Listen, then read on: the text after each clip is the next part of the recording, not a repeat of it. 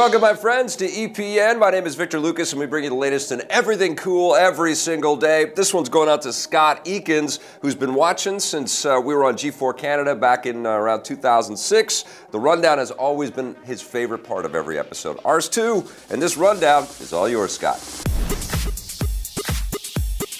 If you haven't been able to get your hands on a Switch, Nintendo has another new portable system to check out.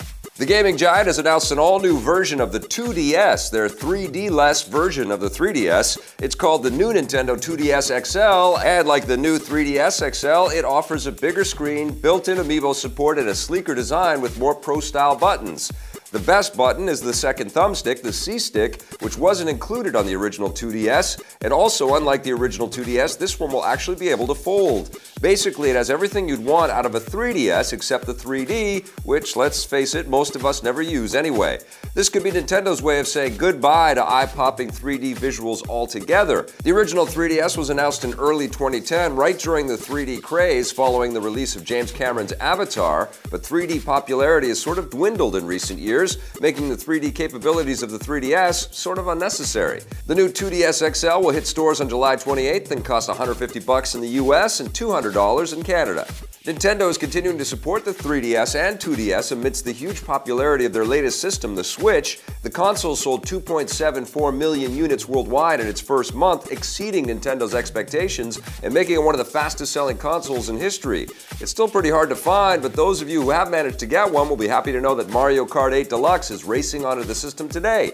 The Switch version of the game offers more characters and modes than were included in the original Wii U version, and it's coming just in the nick of time for those of us who have gotten sick of playing Zelda over and over again. You can watch our review of Mario Kart 8 Deluxe by clicking the link below this video.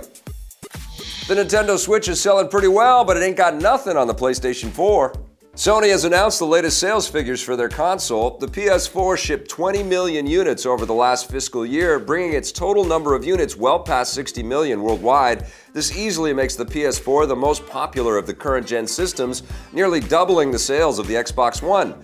Sony's new sales figures include the recently released PS4 Slim and more powerful PS4 Pro, which, along with the PlayStation VR headset, have helped drive interest in the platform.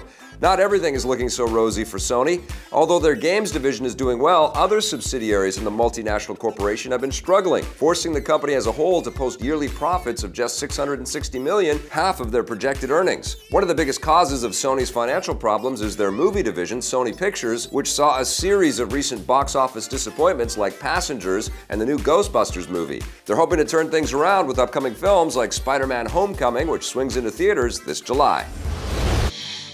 Looks like Hollywood is firing up another adaptation of a classic Stephen King novel. With new films based on iconic King books like It, The Dark Tower, and The Stand coming our way soon, the pages of one of King's hottest novels might be kindling for a new film as well. Jason Blum, the producer of recent horror blockbusters like Get Out, The Purge, and Paranormal Activity, has picked up the rights to make a new movie based on King's 1980 novel, Firestarter. The book, which was first turned into a movie in 1984 starring Drew Barrymore, tells the story of a young girl with pyrokinetic powers, meaning she can start fires with her mind. Blum is producing the new film adaptation through his studio Blumhouse Productions, which means you can expect it to be made on a shoestring budget. It will be directed by Akiva Goldsman, who's worked with Blum many times before and also co-wrote and produced the upcoming adaptation of Stephen King's The Dark Tower series. We're not sure why there's been a resurgence in Hollywood's interest in Stephen King. It may have something to do with the fact that his books are so iconic that they come with pre-established brand recognition, something Hollywood craves, not to mention the popularity and profitability of the horror genre in general. Expect the new Firestarter to ignite theaters in the next few years. You'll be able to fight for your honor on ancient battlefields with loads of new content. Ubisoft has announced For Honor Season 2, a wave of new DLC coming to their online melee combat game. Joining the fight between the Knights, Vikings, and Samurai will be two new character classes, the stealthy ninja assassins known as Shinobi and the ancient Roman centurions who excel at strategic combat. New customization items for all the characters are included, and there will also be two new maps called Forge and Temple Garden, although Ubisoft hasn't provided a look at those just yet. Finally, Season 2 also introduces a new level of gear rarity called Epic, which will come alongside a balancing overhaul for the entire gear stat system. The gear and leveling up system in For Honor received a lot of criticism in the weeks after its launch, forcing Ubisoft to adjust everything several times. Hopefully the new changes will continue to make things better. Even though they're calling this Season 2, the new content is actually included as part of the game's original Season Pass, which costs $50 in Canada. Season Pass holders will be able to get the new Season 2 content before everyone else on May 16th, while those buying the new stuff on its own will have to wait an extra week until May 23rd. It looks like virtual reality might be about to take off, literally. The rugged camera company GoPro, which already makes flying drones and other toys, is interested in exploring virtual reality.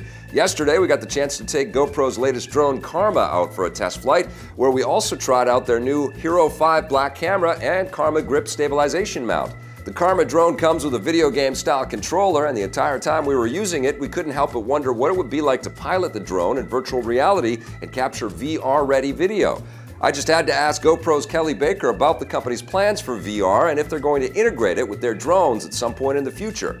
I can't really comment on the compatibility of VR with Karma right now, but we actually did just reveal a little bit more about our 360, our consumer spherical camera, which is called Fusion.